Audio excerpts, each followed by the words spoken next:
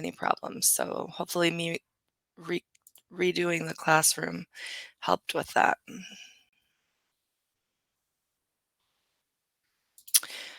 Um, you might want to log into Formative. Actually, let me log into Formative and then I'll give you the link to the assignment that we're going to be working on today.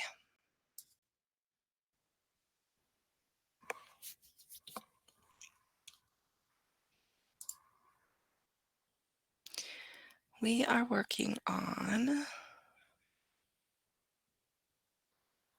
the graph one. Oh, actually, this first part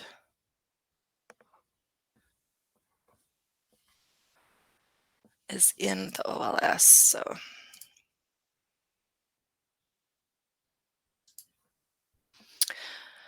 Okay, welcome to Physical Science B. Today we're working on lesson Create a Graph to Analyze Trends in the Periodic Table. But first I want to know what you guys know about the periodic table. I need to let you know that I'm recording this for learning purposes such as review, also for students who are absent. Okay, so what do you guys know about the periodic table?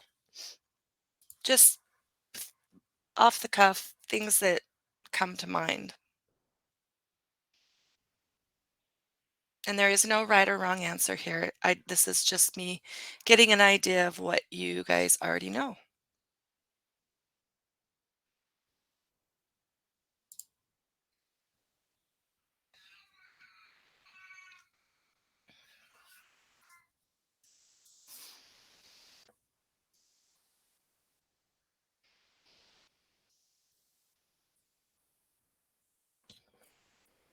General idea.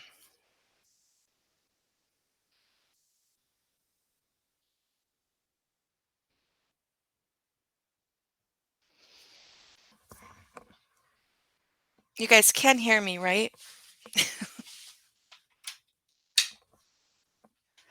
What's on the periodic table? Let's start with that. What's on the periodic table?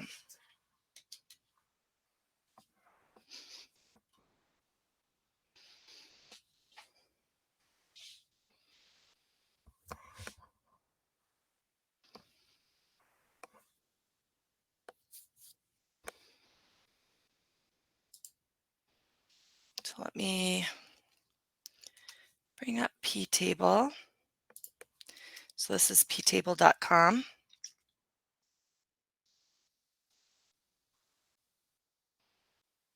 Do a screen share.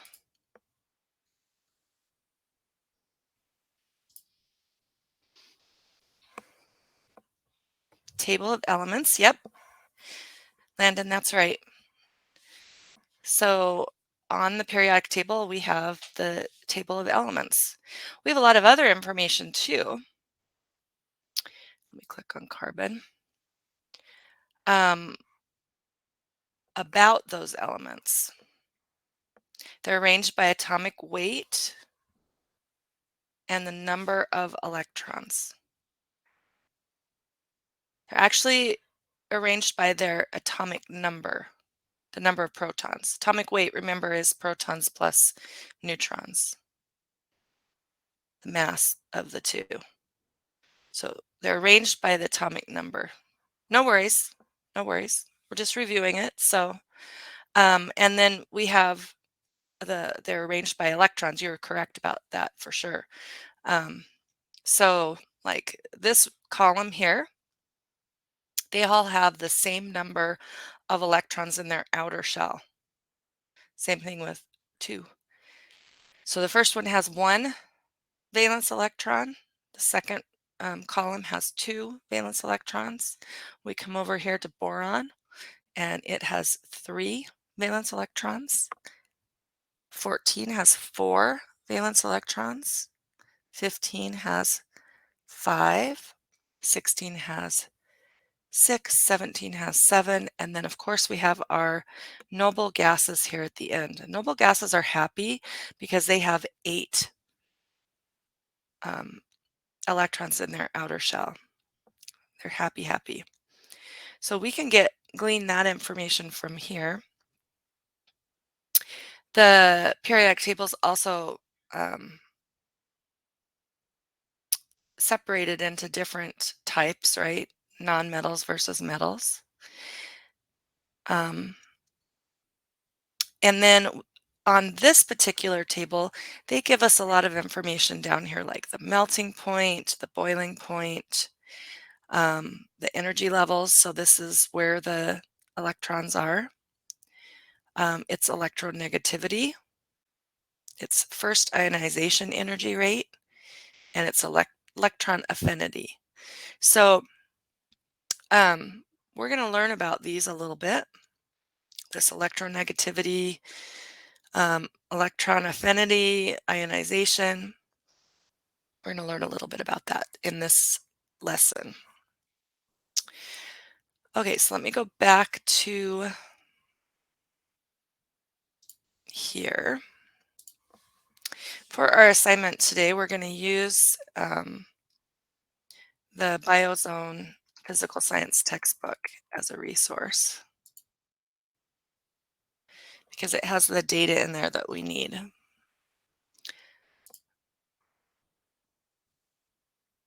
So let me give you this link.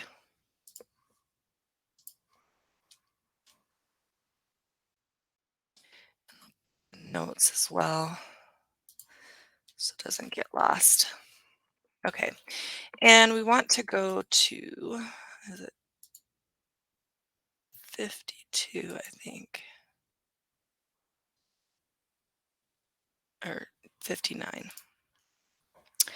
So on page 59, there is this data table.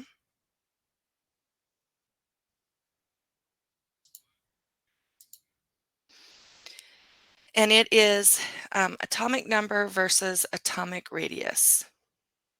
Okay, so there's a data table on that page, and there's a data table on this page. So 59 and 60 are the two pages that we're using because we want the data.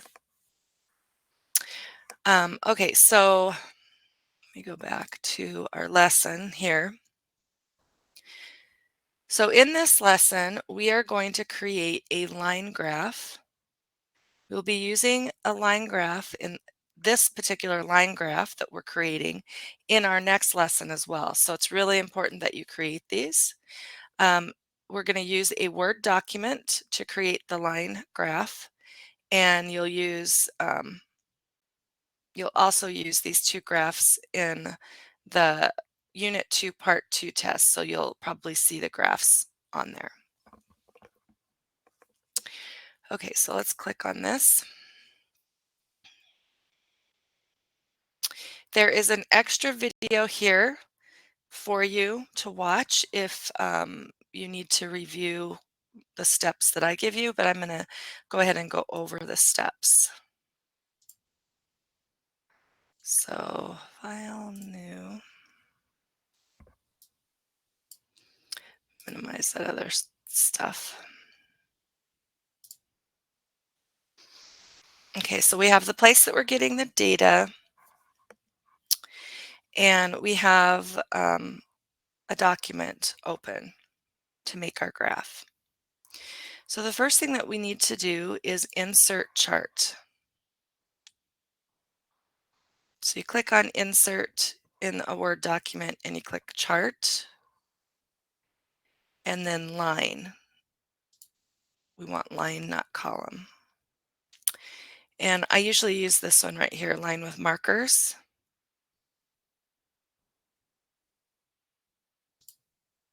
Just because it gives you the data points. It looks like that. Okay, so we'll click on that and it's going to give us this data table. And we need to change this data table for our use. So this first row is going to be atomic number.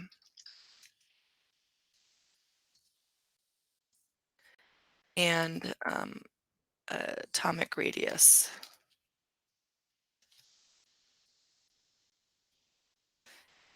And then we don't need these two rows right here. So I left clicked on C and I'm going to hit shift and I'm going to left click on D. That highlights both of them at the same time. And then I'm going to right click and delete. And if you still see this, then you have to delete one more time. Okay, because you just want it to be colored like this.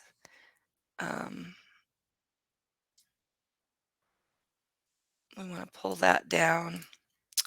And then we can start entering our numbers here. These are our atomic numbers. And you really only need to go up to 20. So let me go back to that page.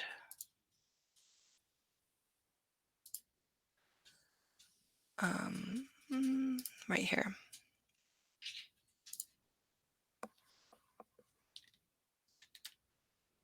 So you only need to go up to 20 because you're going to make a prediction about the next 10. If you want to do all of them, you can, but I'm only requiring up to 20 for this graph.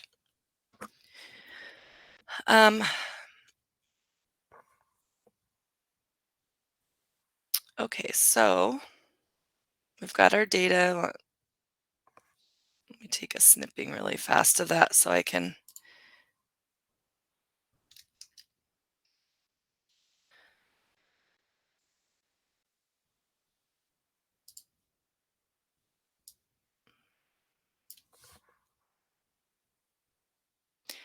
I can't really see it very well.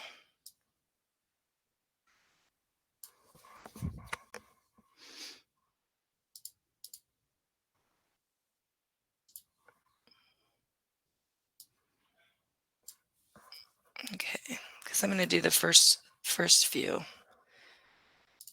to show you what the graph looks like. Okay, so 53, 31, 67, 112,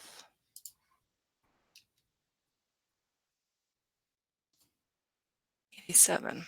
Okay, so this is just the first 5, but you'll want to go up to at least 20.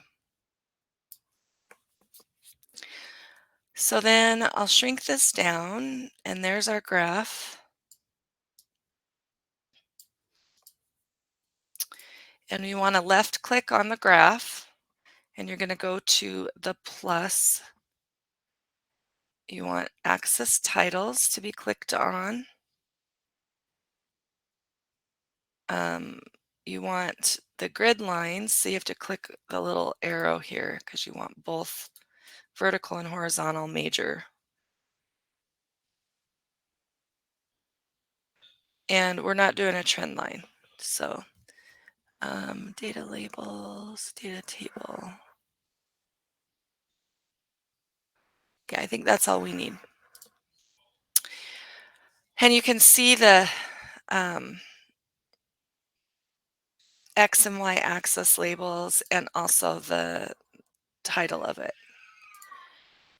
So the actual title of this is atomic number versus atomic radius.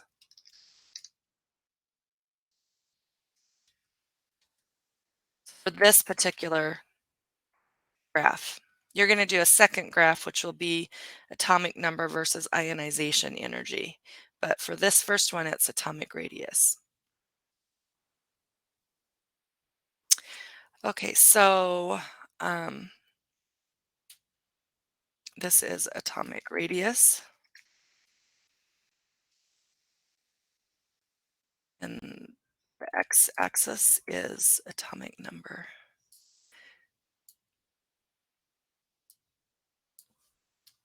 So whenever you're creating a graph from in science, the x-axis should always be the first row in your data table. So if you presented this data table to someone, this is that you would know that this is the x-axis. It's always like that when you're setting up your graphs.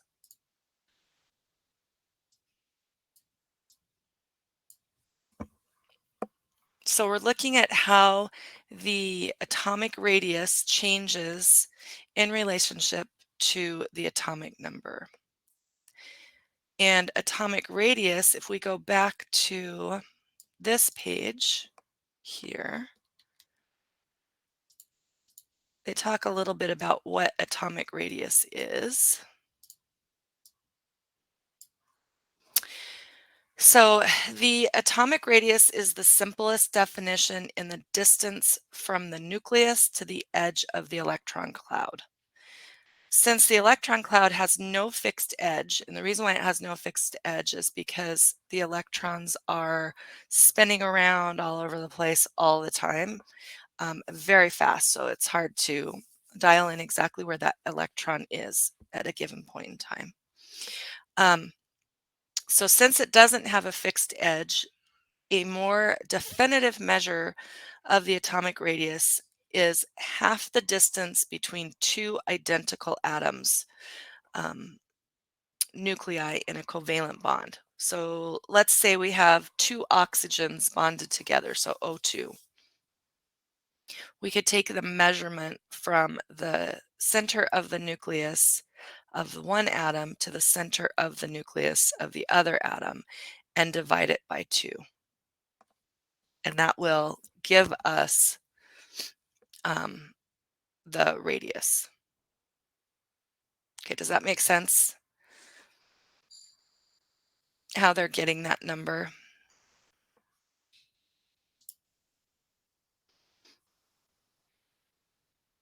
So basically from this point here to this point here, they measure it and then they divide that in half, and that gives them the size of the radius.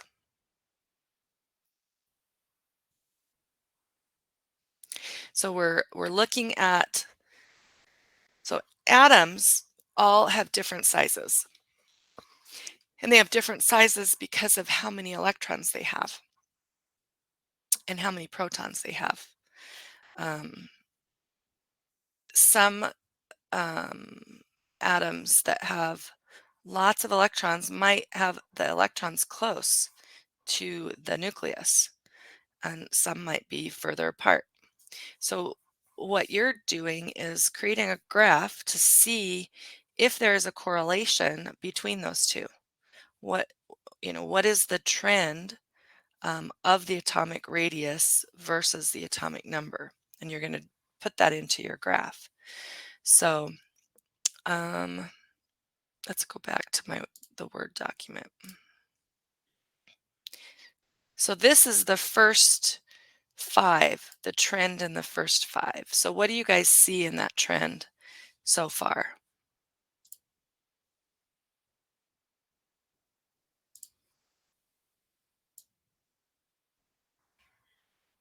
What do you guys see in that trend so far? Welcome for those of you who came in late. We are creating a graph and this is our assignment today. But when we're looking at this trend right here, is it a positive trend? Like, does it always go up?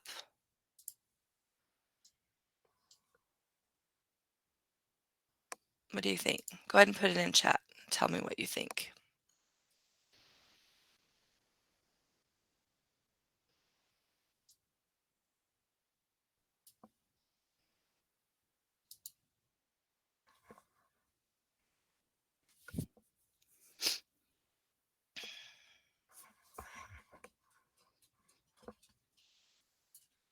What's our trend here? What are we seeing this graph do?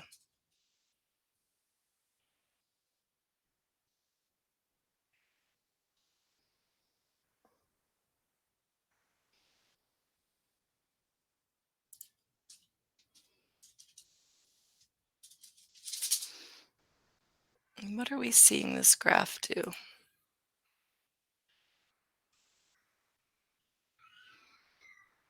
Sorry, my cat is making a lot of racket.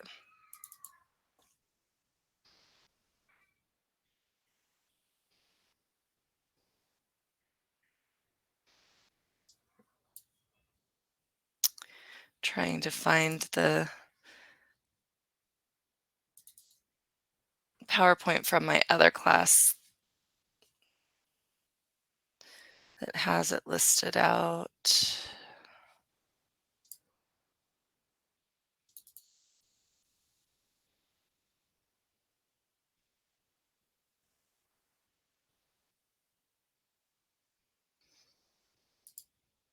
It goes up for a bit when it hits 40, then slows back down at 100. Yeah, so the radius, the size of that atom comes back down, right? So we have the first one is hydrogen, and the second one is helium. So hydrogen's atomic radius is larger than helium's. So on the left, so we look at the periodic table, hydrogen's atomic radius is larger than helium. Helium is a smaller atom in size, not necessarily smaller in particles inside of it, but in from the radius, it's smaller. And when we're talking about radius, we're talking about, let me put this up here. So here's the nucleus of an atom, right? Then we have the orbits around an atom. So the radius is from here to that outer edge. Just like in math when you guys do circles. So that is the radius. That's what we're talking about, from the center nucleus to the outer edge.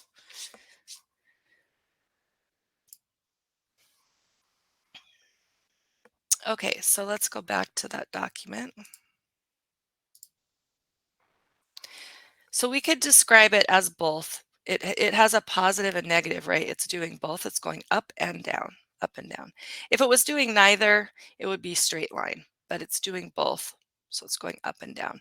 So when we go on Friday, when we work on our assignment, we're going to analyze our graphs, and you're going to be able to describe those in a bit more like what Eduardo did. Okay, so this is the first graph that you guys are going to make. The second graph that you're going to make is on that second page. The data is on the second page. And for those of you who came in late, that link is under notes at the top. That's this link here, and it's page 59 and 60. So we're looking at this next set of data right now, right here. And you're going to use all of it. I'm just going to take a snipping of this to make my life easier. So I can show you the first 5. Let's get this up here. Okay, so once you have your graph done, it's all done. You've done the labels, you've done the title, and it looks good. You're going to close this table, the data table. Okay, you're going to click off of it and then click enter a couple times. And we're going to start over doing the same thing. So insert chart, line, and you want the 4th one. And then you're going to click OK. And another chart will pop up. We're going to do the same thing. Put atomic number, but then we're going to put ionization as the second one. Atomic number, this is our x-axis. Y-axis is ionization energy. And you can type I energy or ionization. Um, you're going to change it anyway, so we'll just put I energy. I'm going to left click on C, shift, left click on D, and then right click, delete. Delete. Shift cells to the left, because I just want those two. 1, 2, 3, 4. I want to slide this down. 5. And then the data here is 1, 3, 1, 2. You can't put these on the same, like you can't put both sets of data on one graph because the data is so different from each other and you're measuring two different things. So that's why it has to be on two separate graphs. And 801. Okay, so the ionization energy, you're going to do all of the numbers. I think. Let me look at that again.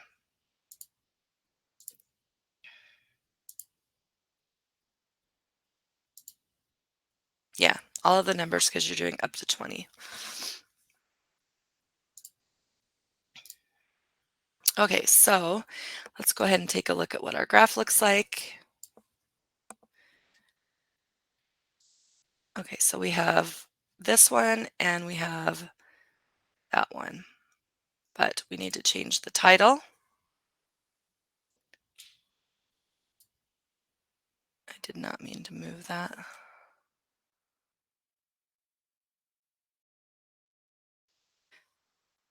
To atomic number versus first ionization energy. That's what we're comparing. And you want to click on the whole thing so that these little things pop up on the right.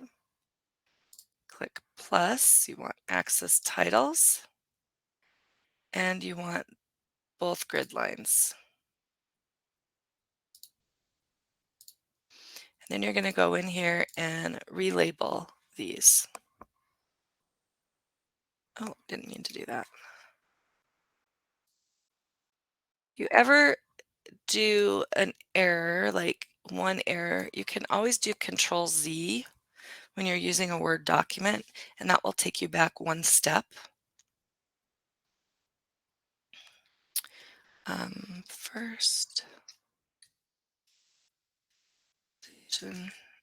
energy. And its axis is the atomic number.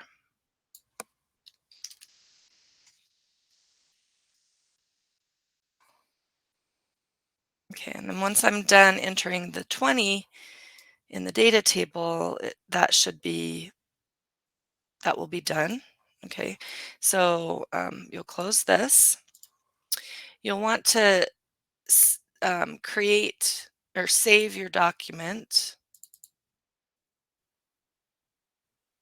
So wherever you're going to save it, let's say I put it in here.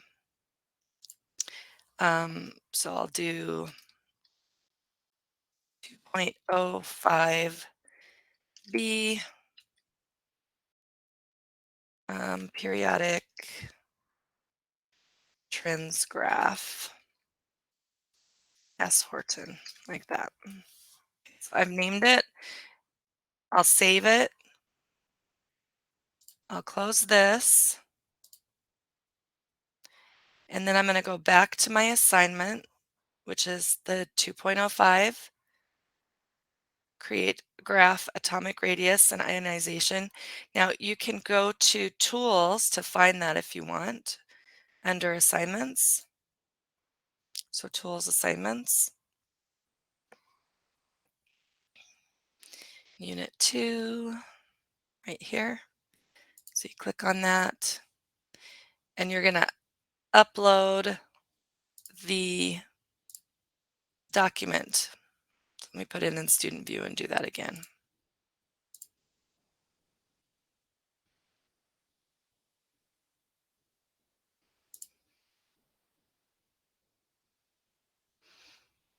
Okay, so you're going to add a file.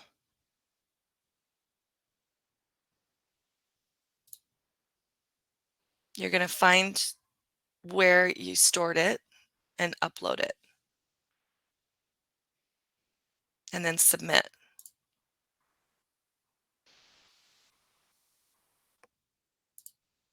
So that's how you do this assignment. And then on Friday, we're going to use these graphs that you created for our assignment on Friday. So make sure that you have these done by Friday. Are there any questions?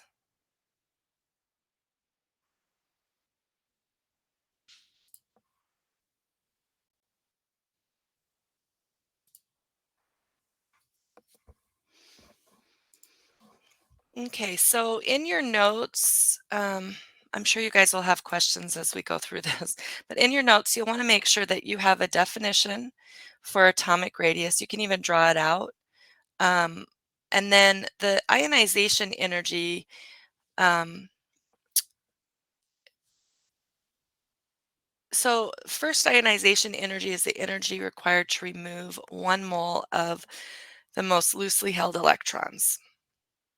You don't know what a mole is yet, or shouldn't know what a mole is yet because we haven't covered that. So just know that it's the amount of energy that it takes to remove a certain number of electrons from an atom.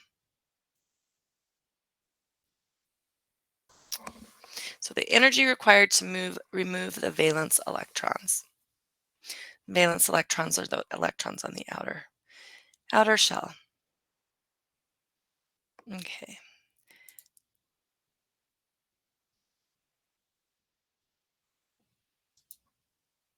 Okay, so that is it so far. Are there any questions? Let me go back to what our target was. We want to be able to create a line graph with the variables, the data, and label the X and Y axis correctly. So we're using those statistics. On Friday, we're going to summarize the patterns that we see in the data, and we'll discuss the trends found in the periodic table based on our graphs on Friday. So we're not going to do these two in this assignment.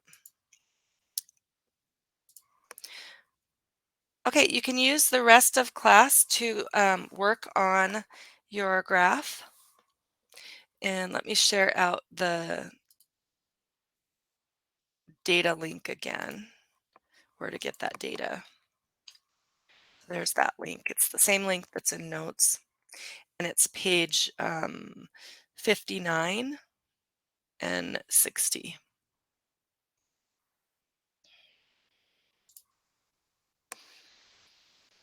Okay, I'm going to go ahead and end the recording.